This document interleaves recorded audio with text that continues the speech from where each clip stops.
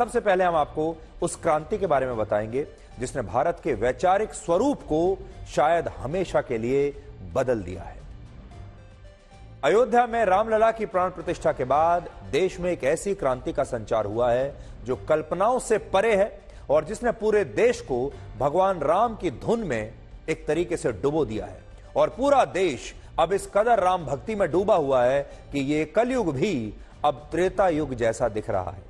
और इस बात को आप इन तस्वीरों से आज समझ पाएंगे जिसमें अयोध्या की सड़कों पर आपको ये जन सैलाब नजर आ रहा है।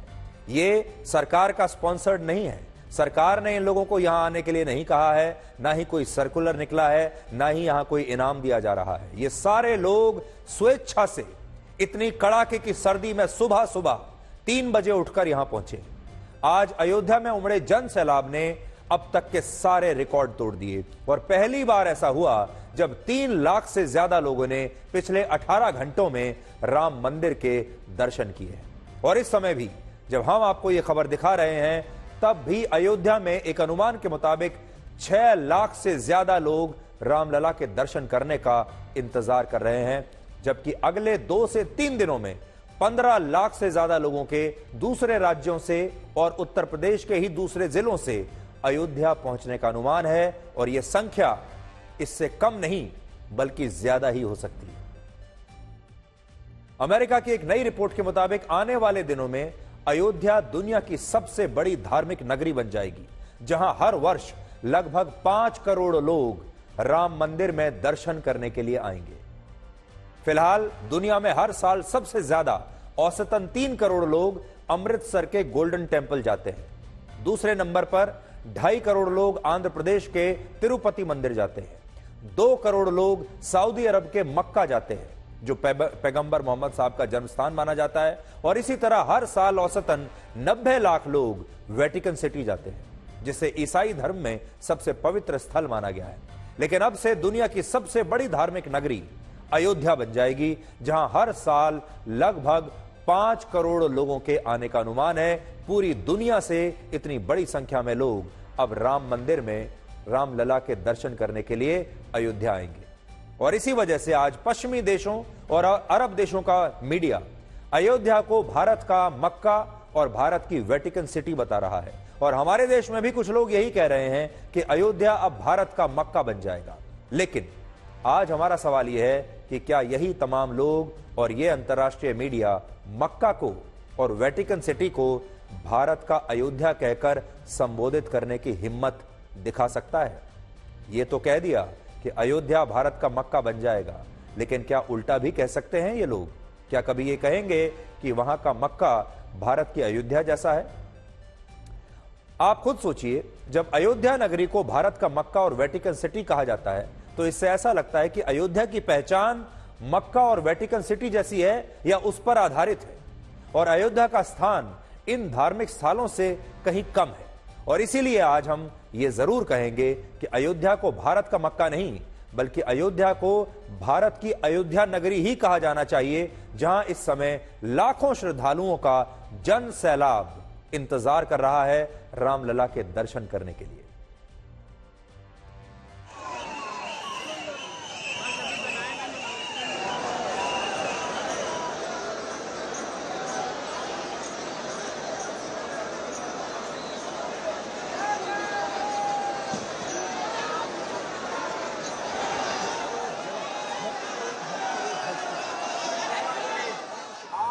श्रद्धालुओं से सादर अनुरोध है कि आप कृपया करके अपनी अपनी साइड पे चलें, रोड पे न खड़े हों।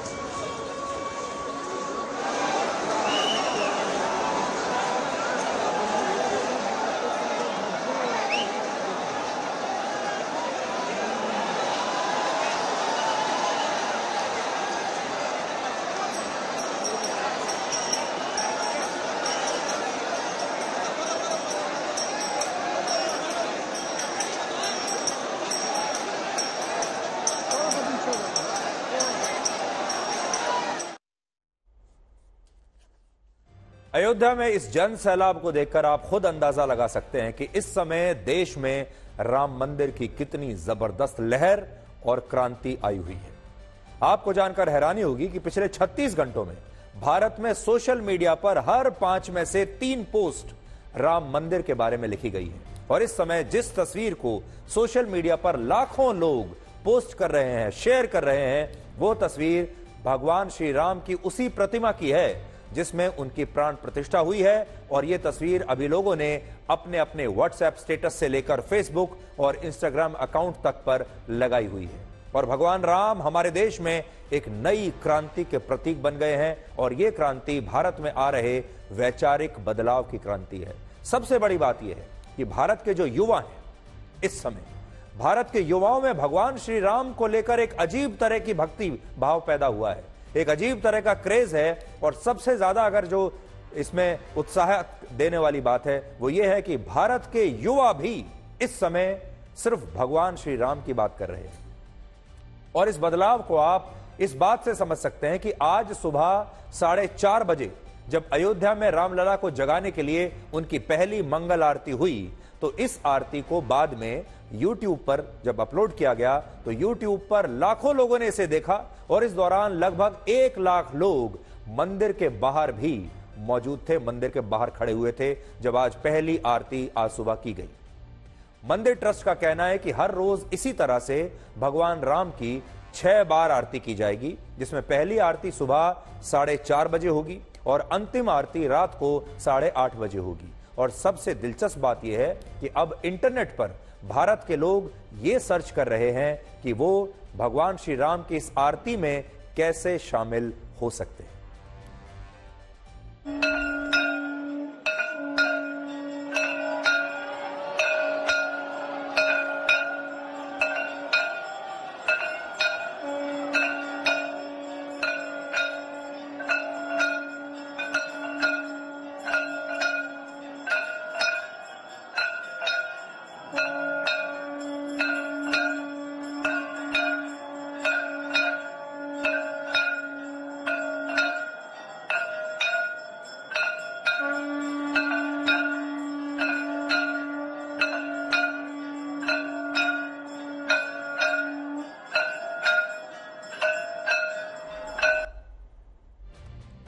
और अब आप भगवान श्री राम की सॉफ्ट पावर को देखिए।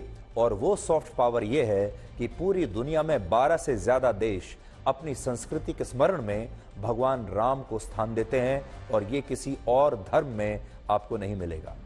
थाईलैंड की 85% से ज्यादा आबादी बौद्ध धर्म को मानती है, लेकिन इसके बावजूद थाईलैंड की जो राजशाही है उसमें हर राजा के नाम के आगे राम जरूर लिखा होता है और वहां रामायण को रामाकियन कहते हैं। और थाईलैंड में भी अयोध्या की तरह अयुथ्या नाम की एक जगह है। इसी तरह इंडोनेशिया भी एक मुस्लिम बाहुल देश है, लेकिन इसके बावजूद इंडोनेशिया की संस्कृति में भगवान श्री राम का विशेष स्थान है और वहां रामायण को काक्विन कहा जाता है। नेपाल से भी भगवान राम का गहरा नाता है और रामचरितमानस में नेपाल के जनकपुर को उनकी ससुराल बताया गया है। और म्यांमार में भी रामायण का संस्करण मौजूद है जिसे यमा जात दोव कहते हैं। और Sri Lanka, Malaysia, Philippines, Cambodia, Laos, Japan और यहां तक कि चीन में भी भगवान श्री राम को विशेष स्थान दिया गया है। अब सोचिए, ये सारे वो देश हैं जहां के लोग बचपन से ही भगवान श्री राम के बारे में और उनकी कहानी को सुनते हुए बड़े हुए हैं। इसलिए सोचिए, जब इन देशों के लोगों को अयोध्या में राम मंदिर के बारे में पता चलेगा तो क्या ये लोग भी भगवान श्री राम की जन्मस्थली अयोध्या में भगवान श्री राम के दर्शन करने के लिए नहीं आना चाहेंगे? जरूर आना चाहेंगे। और असल में भगवान राम की सॉफ्ट पावर ऐसी है कि आज पूरी दुनिया में लोग इंटरनेट और ट्रेवल वेबसाइट्स पर अयोध्या को सर्च कर रहे हैं और वो ये जानना चाहते हैं कि वो अयोध्या कैसे जा सकते हैं। उदाहरण के लिए अमेरिका की एक ट्रेवल वेबसाइट पर ही एक बहुत बड़ी ट्रेवल वेबसाइट है जिसमें अमेरिका के 22.5% लोग, अरब और मुस्लिम देशों के 22.2% लोग, कनाडा के 9.3%, नेपाल के 6.6% और ऑस्ट्रेलिया के 6.1% लोगों ने अयोध्या के बारे में सर्च किया है। और ये लोग अयोध्या आने की इच्छा जता रहे हैं और इसी से आप भगवान राम की इस ग्लोबल सॉफ्ट पावर को समझ सकते हैं। और जब प्राण प्रतिष्ठा पूरी हुई भगवान राम के मंदिर में, सिर्फ भारत में उत्सव नहीं मनाया गया, पूरे विश्व में इसका उत्सव मनाया गया है। पूरे विश्व में लोगों ने राम ज्योति जलाई है और पूरे विश्व के लोग इस मौके पर उत्सव मना रहे थे। तो दुनिया भर में कैसे जय श्री राम के नारे इस समय गूंज रहे हैं और ये हर भारतीय के लिए एक गर्व करने का क्षण है। और जैसा कि हम आप सबको लगातार नॉन स्टॉप कवरेज के दौरान भी ये बताते आ रहे हैं कि आज से एक नए युग की शुरुआत है, जब हर भारतीय को अपनी संस्कृति पर, अपनी पहचान पर और सनातन धर्म पर गर्व करने का मौका उसे मिला है। और गर्व करने की ये जो भावना है, ये पहले से कहीं ज्यादा मजबूत होकर इस बार बाहर आई है। अब हम आपको प्राण प्रतिष्ठा के कार्यक्रम से जुड़ी 5 ऐसी बातें बताएंगे जिन पर शायद बहुत सारे लोगों का ध्यान कल नहीं गया होगा। पूरे देश ने राम मंदिर के इस कार्यक्रम को देखा, प्राण प्रतिष्ठा का यह कार्यक्रम था और इसका विश्लेषण आज हम आपके लिए करते हैं। पहली बात, यह गैर राजनीतिक कार्यक्रम था जिसमें भारत सरकार की तरफ से कोई भी मंत्री शामिल नहीं हुआ और प्रधानमंत्री नरेंद्र मोदी ने भी इसे सरकारी कार्यक्रम नहीं बनने दिया। तो पहली बात समझने की यह है कि यह कोई सरकारी कार्यक्रम नहीं था, यह देश के लोगों का कार्यक्रम था और यह पूरी तरह से गैर राजनीतिक कार्यक्रम था। राम मंदिर पूरे देश का है, इसलिए रामलला की प्राण प्रतिष्ठा के कार्यक्रम में साधु संतों के साथ साथ मुस्लिम और सिख समुदाय से जुड़े लोगों को भी आमंत्रित किया गया और इसमें राजनीति के अलावा हर क्षेत्र से जुड़े हुए लोगों को बुलाया गया था, चाहे वो अभिनेता हो, चाहे वो लेखक हो, चाहे वो गायक हो, चाहे वो खिलाड़ी हो। अमिताभ बच्चन के परिवार से लेकर सचिन तेंदुलकर और साइना नेहवाल और पीटी उषा तक बड़े बड़े खिलाड़ी वहां पर मौजूद थे, बड़े बड़े सेलिब्रिटीज, एक्टर वहां मौजूद थे। ये वो लोग थे जिन्हें भारत में करोड़ों लोग फॉलो करते हैं। और सोचिए, जब इन बड़े बड़े सेलिब्रिटीज और खिलाड़ियों को लोगों ने राम मंदिर के इस कार्यक्रम में देखा होगा तो इनसे कितने प्रभावित हुए होंगे। और ये सारे लोग जब आए इस कार्यक्रम में तो सब लोगों ने अपनी तस्वीरें खिंचाई, सब लोगों ने सोशल मीडिया पर पोस्ट किया, इंस्टाग्राम पर पोस्ट किया, एक्स पर पोस्ट किया, फेसबुक पर पोस्ट किया। और ये वो लोग हैं जिनके अपने करोड़ों फॉलोअर्स हैं इनके पीछे और इनके करोड़ों फॉलोअर्स को भी शायद ऐसा लगा जैसे वो इन लोगों के जरिए खुद इस प्राण प्रतिष्ठा के कार्यक्रम में शामिल हो रहे हैं। लेकिन प्रधानमंत्री मोदी ने इस बात का खास ख्याल रखा कि यह कार्यक्रम किसी भी रूप में राजनीतिक नहीं दिखना चाहिए और राजनीति से यह कार्यक्रम बिल्कुल दूर रहना चाहिए। इसलिए पहली बात तो यह है कि पूरी तरह से गैर राजनीतिक कार्यक्रम था जिसमें हर धर्म के लोग शामिल थे, हर क्षेत्र के लोग शामिल थे, जिसमें आप ये कह सकते हैं कि भारत का जो सच्चा प्रतिनिधित्व है वो प्रतिनिधित्व लोगों के जरिए आपको यहां देखने को मिला। दूसरी बात, इस कार्यक्रम में आम लोगों की पूरी भागीदारी थी जिसमें लोग अपनी स्वेच्छा से देश भर में भगवान राम का मंदिर बनने पर उत्सव मना रहे थे, अपने अपने घरों में राम ज्योति जला रहे थे, जिससे यह पता चलता है कि राम मंदिर के कार्यक्रम में कल पूरा देश अपनी स्वेच्छा से शामिल हुआ और लोगों ने इसे एक बहुत बड़े उत्सव में तब्दील कर दिया। इसे मास मूवमेंट कहते हैं। आपको जानकर हैरानी होगी कि भारत के लोगों ने 22 जनवरी को दिवाली मनाने के लिए 1,25,000 करोड़ रुपए खर्च कर दिए और यह पैसा सरकार ने लोगों को खर्च करने के लिए नहीं कहा था, कोई सरकार की तरफ से आदेश नहीं आया था कि आपको ऐसा करना है, बल्कि लोगों ने अपनी स्वेच्छा से कल के लिए नए नए कपड़ों की खरीदारी की, नए कपड़े पहने, दिवाली मनाने के लिए यह पैसा खर्च किया, अपने घर को सजाया, अपने घर को साफ सुथरा किया, अपने घर में रोशनी की, पकवान बनाए, जिससे आप यह समझ सकते हैं कि इस कार्यक्रम में भारत की जनता की पूरी तरह से 100% भागीदारी थी। मैं आपको मेरा अनुभव बता सकता हूं। जब मैं अयोध्या जा रहा था तो रास्ते में जो हाईवे था लखनऊ से अयोध्या के बीच, वहां पर हाईवे के से मुझे जितने भी आसपास के गांवों में मकान दिखाई दे रहे थे, लोगों के घर दिखाई दे रहे थे। बड़ी संख्या में लोगों ने अपने घरों को खुद से ही सजाया हुआ था, जैसे दिवाली पर सजाते हैं। रोशनियां की हुई थी अपने घर में, लड़ियां लगाई हुई थी। ऐसा लग रहा था आपको कि जब आप जा रहे हैं जैसे आज दिवाली की रात है। और ये मैं आपको प्राण प्रतिष्ठा से पिछली रात की बात बता रहा हूं, जब मैं वहां से गुजर रहा था। लगभग हर घर पर भगवान श्री राम की पताका लहरा रही थी और ये सब लोगों ने अपने पैसे से खर्च करके सबको काम को किया है, किसी के कहने पर नहीं किया है। और आपको याद होगा प्रधानमंत्री मोदी हर चीज में भारत की जनता को शामिल करते हैं। आपको याद होगा जब कोविड का समय आया था तब प्रधानमंत्री मोदी ने जो आह्वान किया था, सबसे पहले जनता कर्फ्यू का ऐलान उन्होंने किया था और कैसे जनता ने अपनी पूरी भागीदारी निभाई। उसके बाद प्रधानमंत्री ने कहा कि शाम को आप थालियां बजाइए, वो पूरी जनता ने किया। इसको कहते हैं भारत देश की जनता की ताकत। इसके बाद अगर आपको याद होगा अभी G20 जो समिट हुआ, उसमें भी शायद पहली बार ऐसा हुआ जब किसी देश के प्रधानमंत्री ने G20 की मेजबानी करते हुए पूरे देश के लोगों को उसमें शामिल कर लिया। और ये G20 का जो समिट है, इसकी अलग अलग बैठकें देश के अलग अलग शहरों में की गई, अलग अलग राज्यों में की गई और ऐसा लगा जैसे देश के बाकी तमाम लोग G20 के समिट में हिस्सा ले रहे हैं। और यही बात बहुत बड़े स्तर पर अब देखने को मिल रही है जब भगवान श्री राम की वापसी हुई है भव्य राम मंदिर में। लोग अपनी स्वेच्छा से घर से बाहर निकल रहे हैं। लोग स्वेच्छा से अपने आप आजकल एक दूसरे को गुड मॉर्निंग की बजाय, नमस्ते की बजाय राम राम कहने लगे हैं। मैंने खुद ये बात नोट की। बड़ी संख्या में अब जब लोग फोन करते हैं या एक दूसरे से मिलते हैं तो एक दूसरे को राम राम कहकर विश कर रहे हैं। नमस्ते नहीं कह रहे, गुड मॉर्निंग नहीं कह रहे, राम राम कह रहे हैं। एक दूसरे से मिलने के बाद, हाथ मिलाने के बाद जब एक दूसरे से जब वो अलविदा कहते हैं तो भी जय श्री राम कहकर जा रहे हैं। ये कितना बड़ा बदलाव है। तीसरी बात यह है कि भगवान राम की प्राण प्रतिष्ठा ने उत्तर और दक्षिण भारत को एक रंग में रंग दिया है। तो वो तमाम लोग जो उत्तर और दक्षिण भारत को विभाजित करने में लगे हुए थे, ये उन्हें भी एक करारा जवाब है। और इन तस्वीरों में आप देख सकते हैं कि जैसा उत्सव 22 जनवरी को उत्तर भारत के राज्यों में मना, जिसे हम काऊ बेल्ट कहते हैं, जिसे बहुत सारे लोग मजाक में कहते हैं कि ये गौमूत्र वाले राज्य हैं, वहां उत्तर भारत के राज्यों में वैसी ही दिवाली दक्षिण भारत के राज्यों में भी मनाई गई। दक्षिण भारत के शहरों में, गांव में, दक्षिण भारत के परिवारों में वैसी ही दिवाली मनी है जैसी उत्तर भारत के राज्यों में मनी है। ये दोनों तस्वीरें देख लीजिए आप। इसलिए इससे यह साबित हुआ कि भगवान श्री राम पूरे देश के हैं, पूरे विश्व के हैं। वो जितने उत्तर भारत के हैं उतने ही दक्षिण भारत के भी हैं और दक्षिण भारत के लोगों की भी उतनी ही श्रद्धा है भगवान श्री राम में।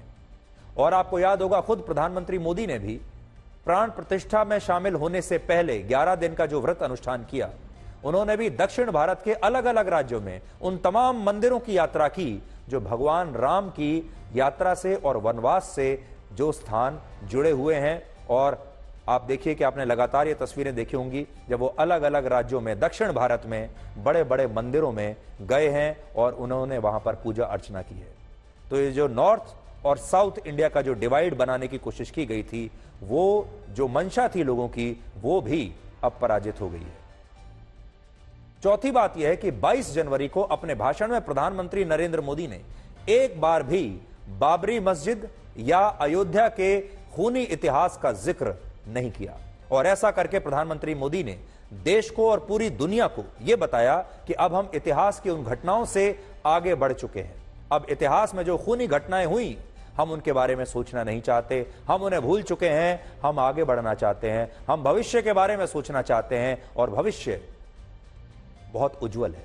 और अब भगवान श्री राम को उनका मंदिर मिल चुका है। इसलिए बड़ी बात यह है कि जो बातें खटास पैदा करती हैं, जो बातें कड़वी बातें हैं, कड़वाहट पैदा करती हैं, कल प्रधानमंत्री मोदी ने उन बातों के बारे में अपने भाषण में एक बार भी कोई जिक्र नहीं किया। और पांचवी नोट करने वाली बात यह कि प्रधानमंत्री मोदी ने अपने भाषण में एक बार भी कल जय श्री राम का नारा नहीं लगाया। इसकी जगह उन्होंने 5 बार सियावर रामचंद्र की जय ये नारा लगाया। और ये एक ऐसा नारा है जिसमें भगवान श्री राम की संपूर्ण करुणा और उनके चरित्र का वर्णन आ जाता है, शामिल हो जाता है। आप भी देखिए। सियावर रामचंद्र की जय, सियावर रामचंद्र की जय, सियावर रामचंद्र की, सियावर रामचंद्र की, सियावर रामचंद्र की। इससे पहले आपने देखा होगा कि देश भर में जब ये पूरा राम मंदिर मूवमेंट चल रहा था तो जय श्री राम के नारे लगते थे, लेकिन अब प्रधानमंत्री ने दूसरे नारे लगाए हैं। असल में जय श्री राम के नारे के मुकाबले ये जो प्रधानमंत्री ने कल कहा सियावर रामचंद्र की जय, ये उससे कहीं ज्यादा सौम्य लगता है, ये उससे कहीं ज्यादा इंक्लूसिव लगता है, सुनने में मीठा लगता है। और असल में जय श्री राम का जो नारा है, हालांकि इसमें भी कोई खराबी नहीं है, बिल्कुल सही बात है, भगवान श्री राम की जय करने में कोई समस्या नहीं है। लेकिन असल में इस नारे का इतना राजनीतिक इस्तेमाल हो चुका है, इस नारे को इतनी बार इस्तेमाल किया जा चुका है कि लोगों ने इस नारे के साथ अग्रेशन को और राजनीति को जोड़कर देखना शुरू कर दिया है। इसलिए प्रधानमंत्री मोदी ने सियावर रामचंद्र की जय ये कहकर एक नई परंपरा की शुरुआत की है। और अपने आप में सियावर रामचंद्र की जय जब आप कहते हैं तो इसमें आपको सौम्यता नजर आती है, इसमें आपको परिवार नजर आता है, इसमें आपको प्यार नजर आता है। भगवान राम की प्रतिमा जब टेंट में स्थापित थी तब भी प्रधानमंत्री मोदी ने राम मंदिर के शिलान्यास के बाद भगवान राम को साष्टांग प्रणाम किया था। और 22 जनवरी को जब रामलला अपने भव्य मंदिर के गर्भगृह में विराजमान हुए तब भी प्रधानमंत्री मोदी ने भगवान राम के सामने ऐसे ही साष्टांग प्रणाम किया। आज इन तस्वीरों की भी बहुत चर्चा हो रही है।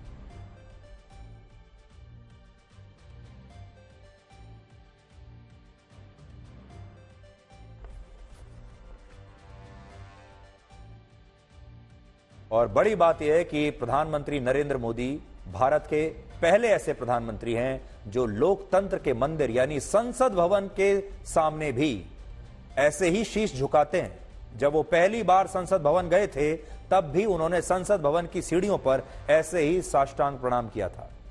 संसद भवन के सामने भी शीश झुकाते हैं और भगवान श्री राम के मंदिर में भी शीश झुकाकर साष्टांग प्रणाम करते हैं। जबकि हमारे देश के बहुत सारे विपक्षी नेता ये सोचते हैं कि राम मंदिर का विरोध करना ही असली धर्मनिरपेक्षता है। और आज एक जो बड़ा सवाल है आपके सामने, जो इसके बाद कल के बाद जो नया युग शुरू हुआ है इसमें आपको देखने को मिलेगा, वो ये कि धर्मनिरपेक्षता की असली परिभाषा क्या है। वो परिभाषा जो हम 75 सालों से सुनते आए हैं, जिस पर हमारे देश में राजनीति होती आई है, जिसमें हमने तुष्टीकरण की राजनीति होते हुए देखा, या फिर अब से धर्मनिरपेक्षता की एक नई परिभाषा लिखी जाएगी। और क्या भगवान श्री राम और राम मंदिर का विरोध करना धर्मनिरपेक्षता है, या भगवान श्री राम के मंदिर का समर्थन करना, उसके सामने प्रणाम करना, यह धर्मनिरपेक्षता है? आज बड़ा सवाल जो देश को तय करना है, जिसका जवाब वो यही है कि असली धर्मनिरपेक्षता क्या है, राम मंदिर का विरोध या राम मंदिर का समर्थन। और इस बात को आप राहुल गांधी के आज के बयान से समझ सकते हैं, जिससे आपको यह समझ में आएगा कि विपक्ष अब भी राम मंदिर की इस लहर को समझ नहीं पा रहा है, इसे देख नहीं पा रहा है। देश के जो करोड़ों करोड़ों परिवार जो महसूस कर रहे हैं, विपक्ष के नेता उसे महसूस नहीं कर पा रहे हैं। आज राहुल गांधी ने कहा है कि देश में राम मंदिर की कोई लहर नहीं है और अयोध्या में 22 जनवरी को जो कार्यक्रम हुआ वो कार्यक्रम प्रधानमंत्री मोदी का एक राजनीतिक कार्यक्रम था। ऐसी कोई बात नहीं है कि लहर है, ऐसी कोई बात नहीं है। मैंने आपको उस दिन भी बताया, ये बीजेपी का एक पॉलिटिकल प्रोग्राम है। इसमें उन्होंने नरेंद्र मोदी जी ने वहां पे मतलब पूरा फंक्शन किया, शो किया, वो सब ठीक है, अच्छी बात है। मगर हमारी क्लैरिटी है, हमारा क्या प्रोग्राम है। हमने आपसे बोला पांच न्याय देश को मजबूत बनाने के लिए, ये हमारा प्लान है और ये हम आपके सामने रखेंगे। हमें दुख इस बात का है कि राहुल गांधी ने अगर देश भर से आई इन तस्वीरों को देख लिया होता तो शायद वो ये नहीं कहते कि देश में राम मंदिर की कोई लहर नहीं। लेकिन उन्होंने प्रधानमंत्री मोदी का विरोध करने के लिए राम लहर को भी मोदी लहर समझकर उसका विरोध करना शुरू कर दिया और यही उनकी सबसे बड़ी भूल है। उन्होंने राम को भी मोदी के साथ जोड़ दिया और क्योंकि वो मोदी का विरोध करते हैं, मोदी का विरोध करते करते अब उन्होंने राम मंदिर का विरोध करना शुरू कर दिया और उन्हें पता ही नहीं चला कि कब वो इस लक्ष्मण रेखा को लांघ गए। देश भर में भगवान राम की लहर होने से ही अब वो इनकार कर रहे हैं, जबकि हमें लगता है कि राहुल गांधी को आज ये कहना चाहिए था कि अगर भगवान राम के देश में भगवान राम की लहर नहीं होगी तो फिर किसकी होगी, किस देश में उनकी लहर होगी। वैसे यह भी हो सकता है कि राहुल गांधी अपनी भारत जोड़ो नया यात्रा में शायद इतने व्यस्त हैं कि वो इन दृश्यों को देख ही नहीं पाए जिनमें देश में भगवान राम की लहर नहीं बल्कि एक नई क्रांति आपको नजर आ रही है। इसलिए हम चाहेंगे कि वो राहुल गांधी अपनी यात्रा से कुछ समय निकालकर आज इन तस्वीरों को कम से कम जरूर देखें, और हो सकता है कि इन तस्वीरों को देखने के बाद उनकी राय बदल जाए। काश हमारे देश के विपक्षी नेताओं ने इन तस्वीरों को देखा होता, इन परिवारों की भावनाओं को समझा होता, इन करोड़ों लोगों की निष्ठा को, इनकी आस्था को उन्होंने समझा होता, तो वो समझ जाते कि इस समय भारत में किसकी लहर चल रही है। इस समय किसी पार्टी की नहीं, भगवान श्री राम की लहर चल रही है, और भगवान श्री राम तो सबके हैं। इसलिए विपक्षी नेताओं को बाद में इस बात का हो सकता है पछतावा हो कि उन्होंने इस लहर को समझा नहीं, और वो राजनीति करते करते लक्ष्मण रेखा को लांघ गए, और उन्होंने राजनीति के चक्कर में भगवान श्री राम की इस आस्था को भी शायद समझने में भूल कर दी, और हो सकता है इसकी वजह से उन्हें लंबा वनवास भी झेलना पड़े। कौन कह सकता है। आगे बढ़ने से पहले आपको ये एक बात और बता दें, अभी अभी उत्तर प्रदेश की सरकार ने आंकड़े जारी किए हैं, और आज राम मंदिर के पहले दिन 5 लाख लोगों ने रामलला के दर्शन किए हैं भव्य राम मंदिर में जाकर। तो आपको मैं बता दूं, आज पहले दिन 5 लाख लोगों ने राम मंदिर में जाकर दर्शन किए हैं, और ये वो लोग हैं जो रात से ही, कल रात से ही लाइन में लग गए थे। कल रात से ही ये सड़कों पर आ गए थे, और रात से ही लंबी लंबी लाइन लगनी शुरू हो गई थी। और उसके बाद हर व्यक्ति ये चाहता था, हर श्रद्धालु ये चाहता था कि पहले ही दिन उससे किसी न किसी तरह से भगवान राम के दर्शन करने को मिल जाए। और अयोध्या में लंबी लाइन इस समय भी लगी हुई है। दिन और रात, रात भर लोग अब सड़कों पर हैं भगवान श्री राम की एक झलक पाने के लिए। सोचिए, 5 लाख लोग एक दिन में दर्शन कर लें, यह अपने आप में आंकड़ा बड़ा तो है ही, लेकिन यह आंकड़ा बहुत कुछ कहता भी है। और देखिए, हमारे विपक्ष के नेताओं को यह तस्वीरें भी दिखाई नहीं दे रही। हमारे देश में आज एक नया सवाल आपके सामने, एक नया विचार आपके सामने मैं पेश कर रहा हूं। हमारे देश में जब किसी पार्टी की सरकार अच्छा काम नहीं करती, तब देश के लोग उससे नाराज होते हैं। वो आंकते हैं कि ये सरकार अच्छा काम कर रही है या नहीं कर रही है, और अगर उन्हें लगता है कि सरकार ठीक काम नहीं कर रही, तब लोग चुनावों में उस पार्टी के खिलाफ वोट करके उसकी सरकार को गिरा देते हैं, हटा देते हैं सरकार को। लेकिन सोचिए, हम अपनी सरकारों को तो आंकते हैं, लेकिन लोकतंत्र में जितनी जरूरी सरकार है, उतना ही जरूरी विपक्ष भी है। और अच्छा और सच्चा और मजबूत लोकतंत्र तब बन पाता है जब सरकार भी मजबूत हो, लेकिन साथ ही विपक्ष भी जो उसके सामने खड़ा हो वो भी मजबूत हो, और वो देश से जुड़े मुद्दों पर सरकार से लगातार सवाल करता रहे। तभी लोकतंत्र चल सकता है। इसलिए हमारे देश के लिए भी एक मजबूत विपक्ष होना बहुत आवश्यक है। लेकिन सोचिए, जब विपक्षी दल और विपक्ष के नेता अपना काम ठीक से नहीं करते, तो उन विपक्षी दलों और उन विपक्षी नेताओं के साथ देश के लोगों को क्या करना चाहिए। जैसे आप सरकार की परफॉर्मेंस को आंकते हैं, क्या आपको अपने विपक्ष के नेताओं की परफॉर्मेंस को भी आंकना नहीं चाहिए। सरकार एक गलत फैसला करती है तो उसकी आलोचना होती है, देश के लोग अगली बार हटा देते हैं। तो विपक्ष के नेता जब गलतियां करते हैं, जब गलत फैसले करते हैं, तो क्या ये देश के लोग देख रहे हैं, सुन रहे हैं, और ऐसे में उन्हें क्या करना चाहिए। सरकार को तो आप हटा सकते हैं, लेकिन विपक्ष के साथ क्या कर सकते हैं, वो तो पहले ही हटे हुए हैं।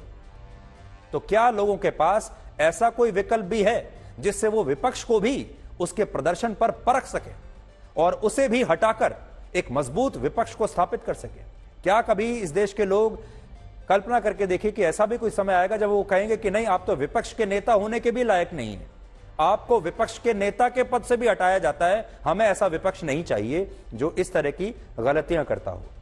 हमें मजबूत विपक्ष चाहिए जो सरकार को टक्कर दे सके, लेकिन वो टक्कर देने वाला विपक्ष अभी कहीं दिखाई नहीं दे रहा है।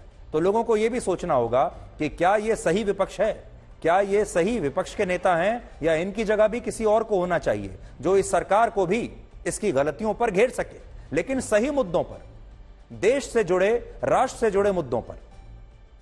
हमारे देश के विपक्षी नेता इस समय धर्मनिरपेक्षता के नाम पर भगवान श्री राम और राम मंदिर का ही विरोध कर रहे हैं, लेकिन दूसरी तरफ प्रधानमंत्री मोदी धर्मनिरपेक्षता की एक नई परिभाषा को गढ़ रहे हैं। और इस बात को आज मैं आपको 5 पॉइंट्स में समझाता हूं।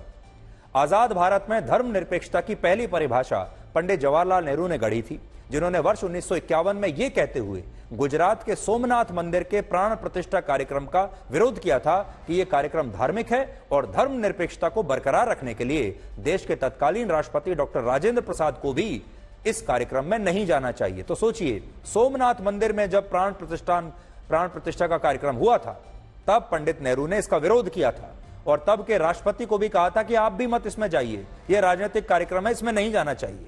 एक वो धर्मनिरपेक्षता थी। पंडित नेहरू के हिसाब से धर्मनिरपेक्षता का मतलब यह था कि सरकार को मंदिरों से दूर रहना चाहिए। लेकिन प्रधानमंत्री मोदी ने धर्मनिरपेक्षता की इस परिभाषा को 360 डिग्री में बदलकर पूरा ही बदल दिया और यह बताया कि उनके राम मंदिर जाने से और अपनी संस्कृति पर गर्व करने से धर्मनिरपेक्षता खतरे में नहीं आती, बल्कि यही सही और भविष्य की नई धर्मनिरपेक्षता है। पहले की सरकारों में भारत की हजारों वर्ष पुरानी संस्कृति को पिछड़ेपन से जोड़कर देखा जाता था, लेकिन प्रधानमंत्री मोदी ने भारत की इसी संस्कृति को भारत की सॉफ्ट पावर बनाने के प्रयास किए और यही वजह है कि अब दुनिया हर साल 21 जून को अंतर्राष्ट्रीय योग दिवस मनाती है। अब भगवान श्री राम भी भारत की एक बहुत बड़ी सॉफ्ट पावर बन चुके हैं। यानी जिस तरह दुनिया के बाकी देश अपनी संस्कृति को अपनी सॉफ्ट पावर बनाते हैं, जिसे हम आज तक भारत में फॉलो करते हैं, अंग्रेजों की नकल करते हैं, उनके जैसा बनना चाहते हैं, ठीक उसी तरह से प्रधानमंत्री मोदी ने अब भारत की सांस्कृतिक पहचान को आजादी दिलाई है और उसे सॉफ्ट पावर बना दिया है। और बड़ी बात यह है कि प्रधानमंत्री मोदी सिर्फ मंदिर मंदिर जाकर भगवान की भक्ति नहीं कर रहे, बल्कि वो इस भक्ति से देश के विकास को भी एक नई शक्ति दे रहे हैं।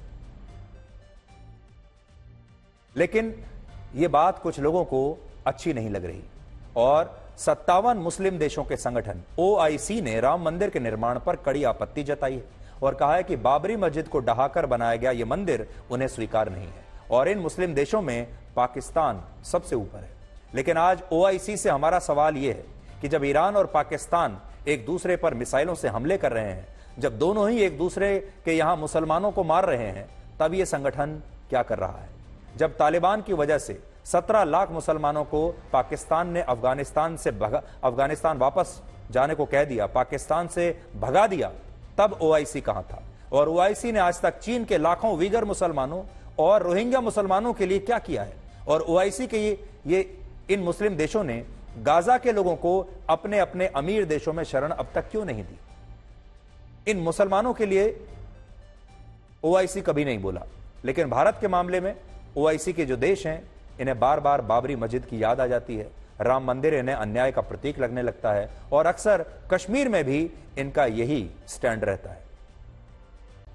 अयोध्या में रामलला की प्राण प्रतिष्ठा के अवसर पर बड़े बड़े उद्योगपति वहां पर थे, बड़े बड़े लोग वहां पर आए थे और आज सुबह मैं मिला वेदांता ग्रुप के चेयरमैन अनिल अग्रवाल से, जो लंबे समय से वैसे तो ब्रिटेन में रहते हैं, लेकिन अयोध्या आए थे और प्राण प्रतिष्ठा के कार्यक्रम में वो शामिल हुए थे।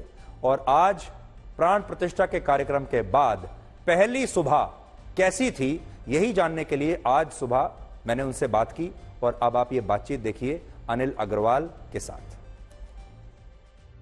मेरे साथ हैं श्री अनिल अग्रवाल, जिन्हें आप मेटल किंग के नाम से भी जानते हैं, इंडियन बिलियनर और वेदांता ग्रुप के chairman.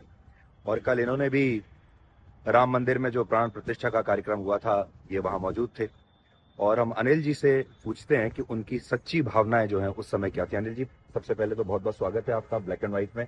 Thank you very much. आपको हम देखते रहते हैं लंदन में, वही हमारा एक जो शाम का रात का जो कार्यक्रम रहता है, क्योंकि जैसे भजन की धुन लगती है वैसे आप धुन लगा देते हैं, बहुत अच्छा लगता है। अरे thank you so much, best. Thank you. कल आपका अनुभव कैसा रहा उस कार्यक्रम में, जब आपने भगवान श्री राम की इस भव्य मंदिर में वापसी देखी? क्या एकदम आपकी ट्रू फीलिंग्स में आपके दिल की जो बात है? ये मैं अयोध्या पहले भी आया हूँ और मैंने हरदम चारों तरफ मिलिट्रिया और बारबेड वायर यही हमने देखा। सरयू नदी में नहाए, दशरथ जी के महल में गए, हनुमानगढ़ी में गए, तो ये पूरा का पूरा एरिया कवर था। आज वो खुल गया था, भव्य मंदिर बना। लोगों की सबसे बड़ी बात जो आस्था जुड़ी है, लोग, ये मंदिर की बात नहीं है, ये बात है कि एक स्वाभिमान जो 700 साल से हम लोगों का दबा हुआ था कि हर को एक हैंडल चाहिए, और राम कोई किसी हिंदू के, और ये राम शब्द ही एक शांति का शब्द है। राम शब्द एक हैंडल है। उस राम शब्द के सहारे आप एक आस्था है, एक ऊर्जा है, जो बताया हमारे प्रधानमंत्री ने जो बताया। काम तो सभी कर रहे हैं, उस काम में जोश आना, उस काम में एक लय लगनी, उसमें एक प्रेम जागना, वो मैंने देखा ये मंदिर से हुआ है। जो हमारे 130 करोड़ लोग हैं, चाहे वो हिंदू था, चाहे मुस्लिम था, किसी भी जात का था, सिख था, चारों तरफ जो भावनाएं एक जो थी, मेरे को लगता है हिंदुस्तान का एक लीडर चाहिए था। हर जगह आप देखेंगे लीडर ही लीड करता है। एक लीडर खड़ा होता है, उसके पीछे लोग जाते हैं। तो एक आदमी, एक भावना हुई है कि प्रधानमंत्री जी जो हमारे हैं वो इंडिपेंडेंट हैं, वो लोगों के बारे में सोचते हैं, उनको वो खुद ही साधु व्यक्तित्व है, और जो भी उनको काम करना है, जैसे रामचंद्र जी ने काम किया उस तरह से काम कर रहे हैं। तो एक आस बंधी है कि हिंदुस्तान भी प्रगतिशील देश बनेगा। सोने की चिड़िया थे हम, वो बनेंगे। राम मंदिर की प्राण प्रतिष्ठा के बाद आज पहली सुबह है जब मैं आपसे बात कर रहा हूँ। इस पहली सुबह में आप क्या अंतर देखते हैं, और क्या आपको ऐसा लगता है कि आज से एक नए युग की शुरुआत होगी? कल सुबह में और आज की सुबह में कोई क्या अंतर देख रहे हैं आप? कल की सुबह में तो वीआईपी सिंड्रोम था, तो उसमें कोशिश करते थे कि भगवान पर आस्था लगाए, लेकिन तब तक कोई ना कोई और कोई वीवीआईपी दिख जाता था, कोई बॉलीवुड दिख जाता था, तो मन भटक जाता था। आज मन पूरा शांत है। सुबह नींद भी खुली तो लगा कि अयोध्या में आए हैं, नगरी हो अयोध्या सी, नो घराना हो दशरथ का, राघव के चरण मिले, ऐसा भाव सुबह पहले आया। तो अच्छा लग रहा था कि अब कुछ अच्छा करेंगे। ये मन में सबसे बड़ा भाव आया कि पैसे वाला होके नहीं मरना है, मरना है तो कुछ लोगों के लिए करके, लोगों की आस्था के साथ जुड़ के, लोगों की भावनाओं के साथ जुड़ के, ये भाव जरूर आया आज।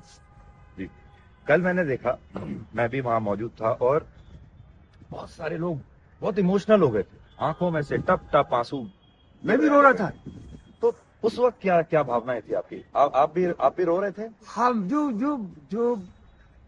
लोगों ने, जो 3-4 जो हमारे प्रधानमंत्री जी और जो वहाँ के जो ट्रस्टी थे, उन्होंने जो एक एक बात बताई कि किसी तरह भी पिलर नहीं जा रहा था क्योंकि वह बालू थी, बालू के अंदर जा नहीं रहा था, और उसके बाद कैसे हजारों लोगों की जाने गई हैं।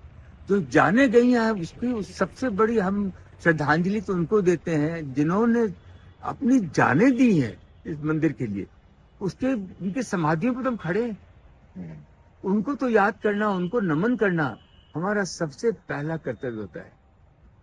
हम तो दूर बैठे थे, तो वो जो बातें जब सुनने को मिली, किस तरह कठिनाइयों से ये मंदिर गुजरा है, और हम लोग तो कभी भी मंदिर बना सकते थे 700 साल में। हमारी जो हम लोग जानते ही नहीं है, नॉन वायलेंस है ही नहीं। हमारे गांधी जी ने बताया, लोग हमारे राम जी ने बताया, एक पिता के कहने से वो वनवास चले गए। तो ये अलग ही देश है, ये अलग ही चीज है। ये दुनिया को लीड करेगा, दुनिया को संस्कार देगा, बहू को कैसे रहना चाहिए, बेटी को कैसा रहना चाहिए। हम घर से निकलते हैं, पिता माँ के चरण छू के निकलते हैं। ये सब बातें हमारे हिंदुस्तान में, अयोध्या में आती हैं। आप ये कह सकते हैं कि कल जब आपने भगवान श्री राम की प्राण प्रतिष्ठा होते हुए देखी, वो आपके जीवन का सबसे भावुक क्षण था, जैसा बहुत सारे लोग कह रहे हैं? जरूर था, क्योंकि आज आप देखिए ना, बचपन से तो सुनते यही आ रहे हैं। मैं तो हम बिहार में रहने वाला हूँ, हमारे बॉर्डर पड़ता है। मैं यहाँ आता था और हम धर्मशाला में ठहरते थे, गलियों में घूमते थे, इतने शांति प्रिय लोग थे, चारों तरफ मिलिट्रियाँ दिखती थी, और ये तो बहुत ही भावुक क्षण था मेरे लिए। आमतौर पर इतने भावुक होते हैं या कल ही ज्यादा हो रहे थे? ये मैं नहीं कह सकता, ये मैं कोई तुलना नहीं कर सकता। भावुक तो मैं अपनी मेरी ग्रैंड डॉटर है, उसको देख के भी हो जाता हूँ। भावुक तो मैं अपने को भी, हमारे साथ कोई काम करता है, मैं दिल से बड़ा भावुक आदमी हूँ। भावुक तो मैं हो जाता हूँ। कल एक श्रद्धा, आस्था, एक जो प्रण आया कि अपने लिए नहीं, कुछ करना है। राम जी ने जो बताया उसके लिए करना है, लोगों को साथ लेके चलना है। राम जी आप बताइए, उन्होंने राजा थे, छत्रपति, उन्होंने बंदरों का साथ लिया। विश्वास हो रहा था आपको अपनी आंखों पर कि आप इसी जीवन काल में आप ये सब होते हुए देखेंगे और आप खुद भी वहां मौजूद रहेंगे? ये मेरे को कभी ये नहीं था कि मैं खुद वहां मौजूद रहूंगा। मैं बहुत धन्यवाद देता हूँ कि लोग, कमेटी ने उनको बुलाया और मैं लंदन से आया और भावुक होके आया था। और इस तरह का इतना व्यवस्थित कार्यक्रम कोई कर सकता है हिंदुस्तान में, मैं बहुत बहुत धन्यवाद देता हूँ यूपी गवर्नमेंट का, सेंट्रल गवर्नमेंट का, सारे कर्मचारियों का, पुलिस वालों का, जो कितने दिनों से सोए नहीं होंगे और इतना अच्छा इंतजाम किया। और आप एक बार, मैं आपको एक ही बोल सकता हूँ कि जितने हमारे NRI लोग हैं, हमारे जितने भी लोग हैं, कहीं के भी हों, किसी भी धर्म के हों, एक बार अयोध्या जरूर आइए। इंफ्रास्ट्रक्चर बना है, सरयू नदी में एक बार गोता जरूर लगाइए। आपको आनंद नहीं आए, आप मेरे को याद करेंगे। Thank you so much Anil ji. जय श्री राम। जय श्री राम। गुरुदेव, कल भगवान श्री राम की प्राण प्रतिष्ठा हुई, आपने पहले दर्शन भी किए, कैसा लग रहा है आपको? जैसे भगवान राम के वनवास से लौटने पर अयोध्या वासियों को लगा था, वैसे लग रहा है। कल के बाद जो आज पहली सुबह है गुरुदेव, आज हम आपसे मिल रहे हैं। आज स्वाभिमान की सुबह है। हाँ, अब तक स्वाभिमान तो हमारा कुचला गया था, आज स्वाभिमानोदय की सुबह है ये। कल जब आप गए गुरुदेव, तो कल कुछ अलग भावनाएं आ रही हैं कल से? हाँ, कुछ अलग, निश्चित कुछ अलग अनुभूति? अलग अनुभूति। और मुझे एक दिन याद आ रहा है, मैं मॉरिशस गया था, तो मॉरिशस में रामावतार नाम का व्यक्ति था। उसने कहा कि भारत में आप लोग किराए पर रह रहे हैं हिंदू लोग। अब मेरी योजना है कि अब जल्दी से जल्दी मुझे मॉरिशस जाकर के उस अपमान का बदला लेना है। गुरुदेव, अभी तक हम ये देखते थे कि सनातन धर्म को लेकर लोग थोड़ा डिफेंसिव रहते थे। कल के बाद से हमने ये देखा कि अब लोग सब एक दूसरे को राम राम कह रहे हैं, जय श्री राम के नारों में अब एक अलग कॉन्फिडेंस दिखाई दे रहा है। निश्चित रूप से, क्योंकि कल लोग नहीं जानते हैं, 12:29 पर कलयुग पर त्रेता की छाया पड़ी थी। एकदम सर्वे न जानती, इससे अब तो अंतर आएगा ही। जी गुरुदेव, गुरुदेव बहुत बहुत शुक्रिया। और मैं क्योंकि कल उस प्राण प्रतिष्ठा के कार्यक्रम में मौजूद था, 2 लोगों से अभी मैंने आपकी भेंट करवाई, लेकिन मैं आपको अपने अनुभव से ये बता सकता हूं, वहां पर जो लोग मौजूद थे और जब प्राण प्रतिष्ठा का कार्यक्रम चल रहा था, मंत्रोच्चारण हो रहा था, लोगों के रोंगटे खड़े हुए थे, रोंगटे खड़े हो गए थे, हाथ कांप रहे थे, लोगों की आंखों में आंसू थे। टप टप कर कर मैंने इतने सारे लोगों को देखा जो भावुक थे, लगातार बिना रुके उनकी आंखों से आंसू बह रहे थे। इतने ज्यादा भावुक लोग थे। जिनसे मैंने बात की, लोग कहते थे ये हमारी कल्पना से परे, हमने सोचा ही नहीं था कि एक दिन ऐसा आएगा और उस दिन हम वहां पर मौजूद होंगे। लोगों को ऐसा लग रहा था, बड़े बड़े लोग थे इस देश के, जैसे वो कोई एक सपना देख रहे हैं और थोड़ी देर में उनकी आंख खुलेगी और सपना टूट जाएगा। और मैं आपको मेरी भावना बता सकता हूं, मेरी आंखों से भी लगातार आंसू बह रहे थे। और ये सारी जो भावनाएं हैं, ये मैंने खुद भी महसूस की और आसपास जितने भी लोग थे जो उस शक्ति पुंज के दायरे में थे, उन्होंने उस शक्ति पुंज की ऊर्जा को उन्होंने महसूस किया, भगवान राम को उन्होंने महसूस किया। और ये महसूस होते ही, अनुभव होते ही लोगों की आंखों से आंसू ऐसे बह रहे थे कि जैसे आप बस पूछिए ही मत। बुरे वक्त में कंधे पर रखा गया हाथ कामयाबी की तालियों से कहीं ज्यादा कीमती होता है।